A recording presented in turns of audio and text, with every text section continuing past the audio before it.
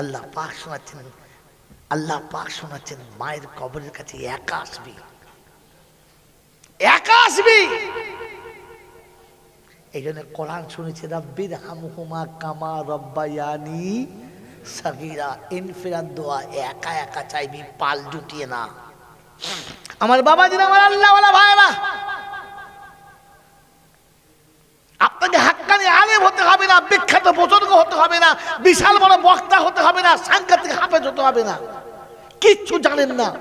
কমপক্ষে পবিত্রতা শিখবেন, পাক সাফ হবেন, নামাজ কালাম পড়বেন।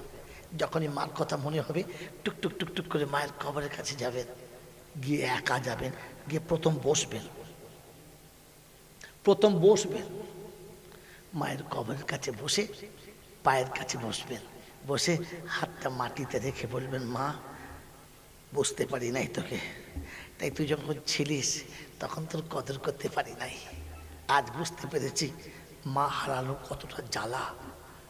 মা তুই আমার উপরে নারাজ হোস না, মা তুই আমার উপরে নারাজ হোস না, মা তুই আমার উপর নারাজ হোস না। বাচ্চা যখন মায়ের কবরের কাছে বসে এমনি করে বলে, মায়ের রুটা তখন আরশ পাকের কাছে চলে যায় আর বলে আল্লাহ আমার বাচ্চা বুঝতে পেরেছে, চলে এসেছে, আমি বাচ্চার সব ভুল মাফ করে দিয়েছি, আমি বাচ্চার অপরাধ ক্ষমা করে দিয়েছি, আমি রাজি হয়ে গেছি, তুই রাজি হয়ে যা। রব্বে জুল জালাল বলে আজ ফেরেশতারা ওর মা যা বলতে শুনেছি, ওর বেটা যা বলছে আমি শুনেছি, আর তুই শুনে রেখে দে, মার আরশে আসার আগে আমি আল্লাহ মা বেটা দুটোকেই ক্ষমা করে দিয়েছি, ক্ষমা করে। এই জন্য একা যেতে বলেছে। গোটা পাড়ার লোক পাল জুটলে বলতে পারবি? লোকের সামনে বলা যাবে?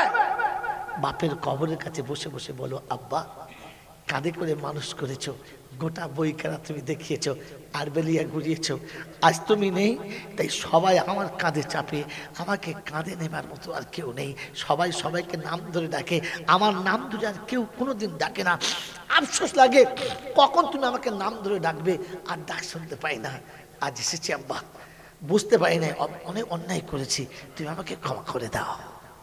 রাব্বে জুল জালাল বলে ওর বাপের রুটা পর্যন্ত আমার কাছে এসে ক্ষমা চায়, আর আমি আল্লাহ ওর বাপের রু আসার আগে দুটোকেই ক্ষমা করি। কারণ ও যখন ঘর থেকে বার হয়েছে আমি জানি, পৃথিবীর কেউ জানে না, আমি জানি ও আমার কাছে আসছে। আমার বন্ধু, আমার আল্লাহ ভাইরা, বাচ্চা বাপের কবর কাছে দাঁড়িয়ে খালি হাতটা তুলে বলেছে রাব্বির হামহুমা কামা রাব্বায়ানি সাগীরা। আল্লাহ পাক বলে ফেরেশতারা কি বলে, কি বলছে আল্লাহ বেটা বাপের কবর কাছে এসেছে, আর কি বলেছে? বলে আল্লাহ তুমি যা বলেছো তাই বলেছে। আমি যা বলেছি? বললে হ্যাঁ। বলে আমি শুনেছি, আমি দেখেছি, আমি সব জানি, তোকে শুধু সাক্ষী রাখছি। আমার বান্দা যখন বাপের কবর কাছে এসে আমার বান্দা আমার কথা আমাকে শুনিয়েছে, তখন আমাকে আর কষ্ট দিতে লজ্জা পাচ্ছে, ক্ষমা করে দিলাম, মাফ করে দিলাম। হাজরত মুসা আলাইহিস সালামের ওয়াকিয়াতে আছে যে তিনি একসময় কোন এক যুদ্ধে চলেছেন, সাথীদের নিয়ে একটা কবরস্থানের পাশ দিয়ে চলেছে, কবরস্থানের পাশ দিয়ে চলেছে। তো ওই রাস্তা দিয়ে উট ঘোড়া গাধা কেউ যাচ্ছে না, পালিয়ে চলে যাচ্ছে। মুসা কাছে গেলেন, আল্লাহ নবী মুসা কাছে গেলেন, 2 রাকাত নামাজ পড়লেন, কবরের দিকে তাকালেন, তো দেখলেন বিতক্ত আগুনের কুণ্ডুলি জ্বলছে, তাও তাও করে অগ্নিগিরির মতো জ্বলছে। অসহ্য দেখে সহ্য করতে পারলেন না, উঠে চলে গেলেন। যুদ্ধের ময়দান থেকে সময় সেরে যুদ্ধ সেরে ফিরে আসছে যে ভালো করে জানবো ব্যাপারটা কি। ফের ওই জায়গায় এলেন, দেখলেন ঘোড়াও যাচ্ছে, উঁটও যাচ্ছে, গাধাও যাচ্ছে, কেউ ভয় খায় না, সব চলে যাচ্ছে। উনি এলেন, আসার পরে নামলেন, ফের 2 রাকাত নামাজ পড়লেন, আর ফের আল্লাহকে জিজ্ঞাসা করলেন। ও তাকিয়ে দেখলেন যে কবরের ভিতরে গোলাপ ফুল দিয়ে গোটা কবরটা সাজানো, আর একেবারে আবে হায়াতের পানি দিয়ে ভদ্রলোককে গোসল করিয়ে জান্নাতি পোশাক পরে শোয়ানো। অবাক হয়ে গেলেন, জিজ্ঞাসা করলেন আল্লাহ 2 দিন আগে গেলাম যার এরকম অবস্থা, 2 দিন পরে দেখি তার অবস্থা, কারণটা বুঝতে পারলাম না। আল্লাহ তুমি যদি বলে দিতে তাহলে আমি শুধু জানতে পেরে যেতাম, উম্মতকে বলতাম। তো শোনাচ্ছে মুসা শোন, লোকটা পাপের কোনো রাস্তা ছাড়ে নাই, যত পাপ ছিল সব করেছে, একটা পাপ 1000 বার করেছে, কিন্তু মৃত্যুর পূর্বেতে ও বিবির কাছে বলে এসেছিল, বিবিরে আমি জীবনে যা করেছি তাতে ক্ষমার কোনো রাস্তা নেই, তবে তোর কাছে বলে যাচ্ছি তোর পেটে যে বাচ্চাটা আছে ওটা যদি সন্তান হয় তুই যেন ওকে আলেম বানাস, মসজিদে পাঠাস, কোরআন শেখাস, আর যদি ওটা কন্যা হয় পর্দাতে রাখিস, কমপক্ষে নামাজটা শিখিয়ে দিস, কোরআনটা শিখিয়ে দিস। আজ ওর ছেলে ছোট্ট বাচ্চা, এই 3.5-4 বছরের বাচ্চা, মা তাকে পায়জামা পরিয়ে, মা তাকে জামা পরিয়ে, মাথায় একটা টুপি দিয়ে হাত ধরে ধরে নিয়ে মসজিদে বসিয়ে দিয়েছে ইমাম সাহেবের কাছে। বিধবা মহিলা চোখের পানি ফেলে বলেছে, হুজুর আমার জীবনের শেষ সম্পদ, স্বামী নেই, মা বাপ নেই, শ্বশুর বাড়ির কেউ নেই, দুকুরে আমার সব হারা, একটাই শুধু খালি বাঁচার আর দুনিয়ায় থাকার শেষ প্রদীপ, এটা আপনার হাতে দিয়ে যাচ্ছি, আপনি একে একটু ভালো করে কোরআনটা শিখিয়ে দেবেন। মায়ের চোখ ভরা পানি দেখে ইমাম সাহেবের বুকটা ফেটে গেছে, আর বাচ্চাকে সন্তানের মতো কোলের কাছে বসিয়ে নিয়ে সুন্দর করে তাকে বসিয়ে পড়াচ্ছে। পড়ো তো বাবা আমার সঙ্গে, বিসমিল্লাহির রহমানির রহিম। ও মুসা, ওই মাসুম বাচ্চাটা যা কোনো পেশাবের জ্ঞান নেই, যারা কোনো পাক না পাকের জ্ঞান নেই, যা কোনো কাপড় পরতে পারে না, ও আমার ঘরে বসে আলেমের পাশে বসে আমাকে থরথর করে কাঁপছিল আর হালকা হালকা ঠোঁটে বলছিল বিসমিল্লাহির রহমানির রহিম। আমি আল্লাহ পাক ফেরেশতাদের বলেছি যার মাসুম বাচ্চা আমার ঘরে বসে আমাকে রহমান বলে ডাকে আর রহিম বলে ডাকে, ওর বাপের কবরে আযাব হলে আমার লজ্জা লাগে। বাচ্চার মুখের ওই কলেমার কারণেতে আমি ওর বাপের কবরটা জান্নাতের বাগান বানিয়ে দিলাম। আর মুসলমানের ছেলে, কোরআন আপনাকে এটাই বলেছিল, রাসূল আপনাকে এটা বলেছিল, খায়রুকুম মান তাআল্লামাল কোরআন ওয়া আল্লামা। তুমি আসলে তোমাকে বলা হয়েছিল কোরআন যে পড়ে সে ভালো, যে পড়ায় সে ভালো। তুমি কোরআন পড়ো, কোরআন শেখো, যেটা তোমার লাভ হবে, তোমার আব্বার লাভ হবে। আমার বন্ধু, আমার আল্লাহওয়ালা ভাইরা, জ্ঞানীজনরা, সুধী মানুষরা, আপনাকে কিচ্ছু করতে হবে না। আপনি সূরা ফাতিহাটা পড়ুন, সূরা ইখলাসটা পড়ুন, বাপের কবরের কাছে দাঁড়ান আর দাঁড়িয়ে বলুন, আব্বা আমি দুটো হাত তুলেছি, আল্লাহ তুমি আমার আব্বাকে মাফ করে দাও। পরওয়ারদিগার আলম, জীবনে যতবার অন্যায় করেছি, যতবার ভুল করেছি, সব ভুল বাপ মনে রেখেছে, ঘৃণা করেছে, তাড়িয়ে দিয়েছে, কিন্তু ফিরে এসে আব্বা বলে যেমনি ডেকেছি আব্বা সব ভুলে গেছে, আমাকে কোলে তুলে দিয়েছে। আল্লাহ পাক তুমি না বাপের থেকে 70 গুণ বেশি ভালোবাসো, তাই তোমার কাছে হাত তুলেছি, তুমি আমার আব্বাকে ক্ষমা করে দাও। রব্বে জুল জালাল বলে তোর আব্বা ক্ষমা করে দিতে দেরি করেছে, তোর আব্বা কোলে তুলতে দেরি করেছে, আমি আল্লাহ রহমতের কোলে তুলতে দেরিও করি না আর ক্ষমা করতে দেরিও করি না। আমি আল্লাহ তোকেও ক্ষমা করলাম, তোর আব্বাকেও ক্ষমা করলাম। আয় মুসলমানের ছেলে, আপনাকে শুনিয়ে যাচ্ছি, সন্তান মারা গেলে আপনি গোসল দেবেন, অন্য কাউকে দেবেন না, এটা সুন্নাত। আল্লাহর নবী সাল্লাল্লাহু আলাইহি ওয়াসাল্লাম মসজিদে মিনারে, মসজিদে নববীতে বসে আছেন, মসজিদে নববীতে বসে আছেন, বাদি গিয়ে শোনাচ্ছেন, আসসালামু আলাইকুম ইয়া রাসূলুল্লাহ। কি খবর? আম্মা জান ভিতরে আপনাকে একটু স্মরণ করছিল, বলে আসছি চলো, উম্মতের সঙ্গে কথা বলছি চলো। বাদি ভিতরে চলে গেছে, রাসূল কথাটি ভুলে গেছেন, অনেকক্ষণ দেরি হয়ে গেছে, অনেকক্ষণ দেরি হয়ে গেছে।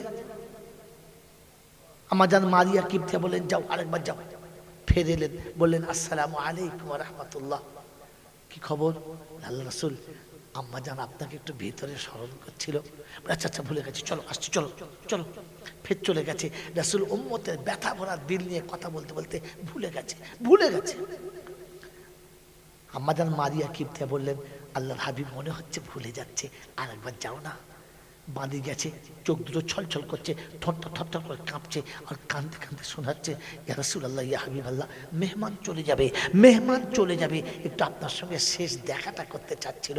আল্লাহ নেই বলেন দাঁড়াও। উম্মতকে বললেন একটু অপেক্ষা করো, আমি আসছি। ভিতর রাস্তা দিয়ে ভিতরে গেলেন, যেমনি বাড়ির ভিতরে গেছেন, আম্মা জান মারিয়া কিবতিয়া দুধের বাচ্চাটাকে কোলে থেকে তুলে নিয়ে আল্লাহ রাসূলের কোলে দিয়ে বললেন, মনে হচ্ছে মেহমান আর বেশিক্ষণ থাকবে না, সন্তান আমানত বলেছিলাম মনে আছে, মিলিয়ে নেন। আল্লাহ রাসূলের বিবি শোনাচ্ছেন, মনে হচ্ছে না মেহমান চলে যাবে, তাই আপনার কাছে শেষ দেখার জন্য অপেক্ষা করছে। আল্লাহ নবী কোলে নিয়েছেন, মুখের দিকে তাকিয়েছেন, মুখটা হাঁ করেছে, আব্বা বলে কিছু একটা বলতে যাবে, আস্তে করে চোখটা বন্ধ হয়ে গেল, পায়ের দিকটা আস্তে করে ভারী হয়ে গেল। আজরাইল সামনে বসেছিল, জান কবজ করতে শুরু হলো। আব্বা বলে কি বলবে আর বলতে পারলেন না। আল্লাহ নবীর চোখ দিয়ে টপ টপ টপ টপ করে পানি আসছে, মুখের দিকে তাকাচ্ছে আর বলছে, আব্বা আমি একটু আগে আসলে তোমার কথা শুনতে পেতাম। আমি যে বাপ এ কথাটা ভুলে গিয়েছিলাম, আমি যে একজন সন্তানের পিতা কথাটা ভুলে গিয়েছিলাম। উম্মতকে জাহান্নামের আগুন থেকে বাঁচানোর জন্য আমি ফিকির করতে করতে সন্তানের কথা ভুলে গিয়েছিলাম। একটু আগে আসলে তোমার কথা শুনতে পেতাম, একটু আগে আসলে তোমার সঙ্গে একটু কথা হতো, কিন্তু আমি আগে আসতে পারলাম না। আস্তে করে পৃথিবী ছেড়ে বাচ্চা চলে গেছে। চোখটা বন্ধ করে দিয়ে আল্লাহ নবী সাল্লাল্লাহু আলাইহি ওয়াসাল্লাম বাচ্চাকে কোলে করে তুলে নিয়ে নিজে গোসল দিলেন, নিজে কাপড় পরালেন। আর কবর খোলার পরে জানাজা পড়ে নিজেই কবরে শুইয়ে দিয়ে চলে এলেন।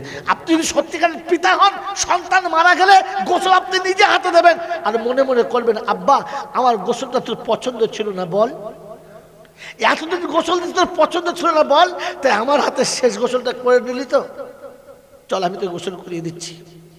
কারণ বাপ বেটাকে যত ভালো করে গোসল করাতে পারে, পৃথিবীর আর কেউ অতটা ভালো করে গোসল করাতে পারে না।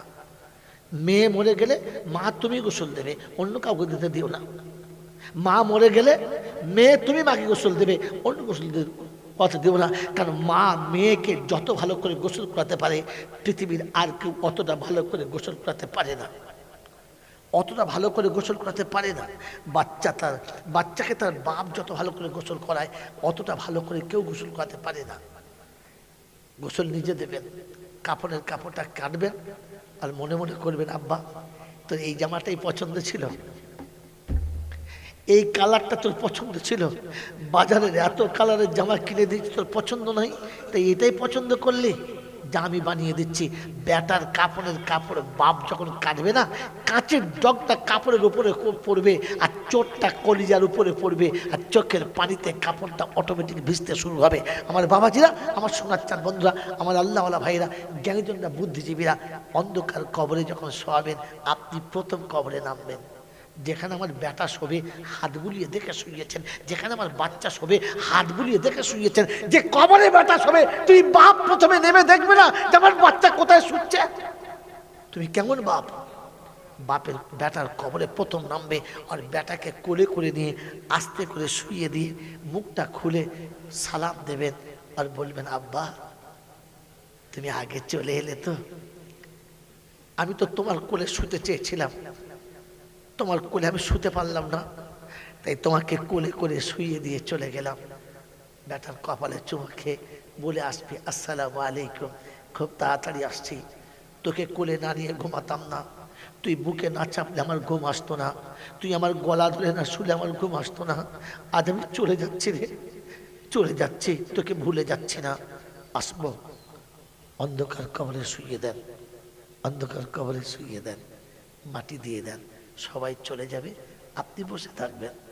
বাপ বেটার কবরের কাছে আসুন, যেদিন বাচ্চার কথা মনে হবে সেদিন কবরের কাছে আসবেন, এসে কবরের কাছে বসবেন, জিজ্ঞাসা করবেন, আব্বা ঘুমাচ্ছিস, খুব আরামে আছিস না?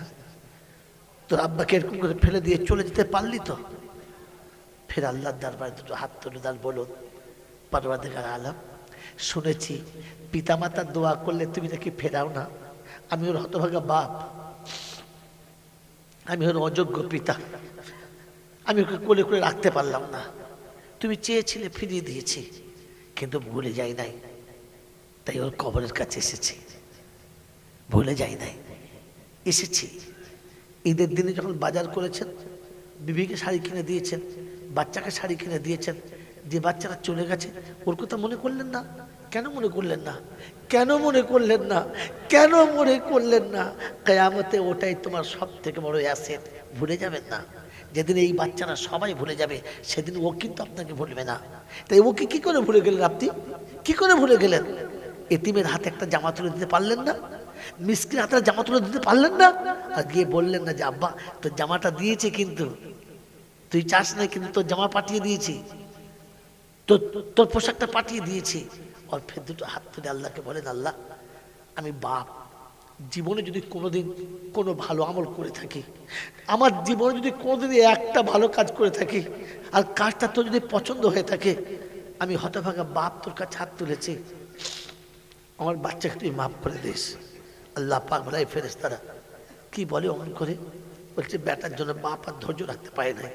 বলছে বেটাকে বাপ ভালোবাসে বল? বলে হ্যাঁ।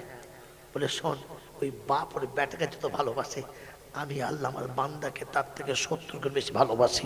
তাই বাপ বেটা হারিয়ে এমন করে কেঁদেছে, আর বান্দা রব হারিয়ে আমার কাছে কেঁদেছে। তুই শুনে রেখে দে, বাপের চোখের পানি যখন চোখ থেকে ঝরেছে, আমার রহমতের দরিয়া তার আগে বাঁধ ভেঙেছে। তুই শুনে রাখ, এই বাপের কান্নার কারণে বাপের জীবনের গুনাহটা মাফ করে দিয়েছি, আর বেটার কবরটা জান্নাতের বাগান বানিয়ে দিয়েছি। কিচ্ছু বলতে হবে না, কিচ্ছু বলতে হবে না, খালি এতটুকু বলবেন, আল্লাহ আমি জীবনে যদি কোনো ভালো আমল করে থাকি, আর আমলটা যদি তোমার কাছে প্রিয় হয়, তুমি আমার বাচ্চাকে ক্ষমা করে দিও। বাস, এর জন্য বিশাল বড় বক্তা হতে হবে না, মারাত্মক আলেম হতে হবে না, বিদেশ থেকে হায়ার করতে হবে না। আপনি বাপ দোয়া চাইবেন, অন্য কাউকে দিয়ে দোয়া চাওয়াবেন না। আমার বন্ধু, সন্তানের মঙ্গল চান আপনি তো তাহলে শোনান, বাপ মরে গেলে, সন্তান মরে গেলে 10টা মিসকিন ডাকবেন, 10টা ফকির ডাকবেন, 10টা বিধবা ডাকবেন, একসঙ্গে সবাইকে ডেকে ভালোবাসার সঙ্গে দাওয়াত দেবেন, দামি বিছানা বিছাবেন, ভালো দস্তরখান বিছাবেন, দামি প্লেটগুলো বার করবেন, ভাঙা ফুটোতে খাওয়াবেন না, এতিম মনে করে খাওয়াবেন না, মেহমান মনে করে খাওয়াবেন। ভালো প্লেট দেবেন, ভালো গ্লাস দেবেন, খাবার দেবেন। যখন খাবারে সবাই বসে যাবে, আপনি ওখান থেকে উঠে সোজা বেটার কবরের কাছে চলে যাবেন, আর গিয়ে বলবেন, আব্বা তুই এখানে বসে আছিস, জীবনে যতদিন বাড়িতে ছেলেরা সবাই খেতে বসেছে তোকে দেখতে পাই নাই, তো ছুটে বাড়ির বাইরে বার হয়ে দেখেছি আমার বাচ্চাটা কোথায়, সবাই খাচ্ছে, আমার বাচ্চা কোথায়? পাড়া থেকে ডেকে এনে তোকে খেতে বসিয়েছিলাম, আজ আমি আমার বারান্দায় বসিয়ে 20 জন এতিমকে খাওয়াচ্ছি। 20টা এতিম যখন খেতে বসেছে তাকে দেখেছি তুই নেই, তাই সেদিনের মতো আজও ছুটে তোর কাছে চলে এসেছি, আজও ছুটে তোর কাছে চলে এসেছি, কারণ তুই না খেলে আমার যে পেটটা ভরে না রে, আমি খাওয়াইছি সবাইকে, ছুটে এসেছি তোর কাছে। আল্লাহর কাছে হাত তুলে বলুন, আল্লাহ আমার বাচ্চা চলে গেছে, আমার সন্তান চলে গেছে, আমি বাপ তো তাই সহ্য করতে পারি নাই, সব এতিম আর মিসকিনরা খাচ্ছে, এই আল্লাহ আমার বাচ্চাকে তুমি তোমার জান্নাতের বাগানে তোমার জান্নাতের নিয়ামত খাইয়ে দিও, আমার বাচ্চাকে তোমার রহমতের ছত্র ছায়াতে রেখে দিও। রব্বে জুল জালাল বলে, ও ফেরেশতারা, ওই এতিমগুলো পেট ভরে খেয়ে চলে গেছে, ওদের মুখটা খালি তুলেছে, কিচ্ছু বলতে হয় নাই, কিচ্ছু বলতে হয় নাই, ও খালি মুখটা আমার দিকে তুলেছে খেয়ে, আমি আল্লাহ খুশি হয়ে গেছি, আর আব্বার দোয়াটা কবুল করে নিয়েছি। আমি বাপকে দোয়া করতে বলেছি। আল্লাহ নবী বলেন, সালাসাতু দাওয়াতুল মুস্তাজাবাতুন, 3 জনের দোয়া অনিবার্য কবুল হয়। তার প্রথম নম্বর হলো দাওয়াতুল ওয়ালিদ আলা ওয়ালাদিহি। ওই 3 জনের প্রথম হলো পিতামাতা যখন সন্তানের জন্য দোয়া করে, আল্লাহ পাক বলে, এই ফেরেশতারা সরে যা, লা হিজাবা বাইনাহু ওয়া বাইনাল্লাহ। আজ বান্দা আর রবের মাঝখানে পর্দা রাখবি না।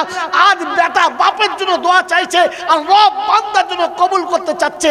অতএব আমাকে নিজে শুনতে দে, মাঝখানে তোরা থাকিস না। পৃথিবীর যে যেখান থেকে দোয়া করে মাঝখানে পর্দা থাকে, ফেরেশতা ভায়া করে।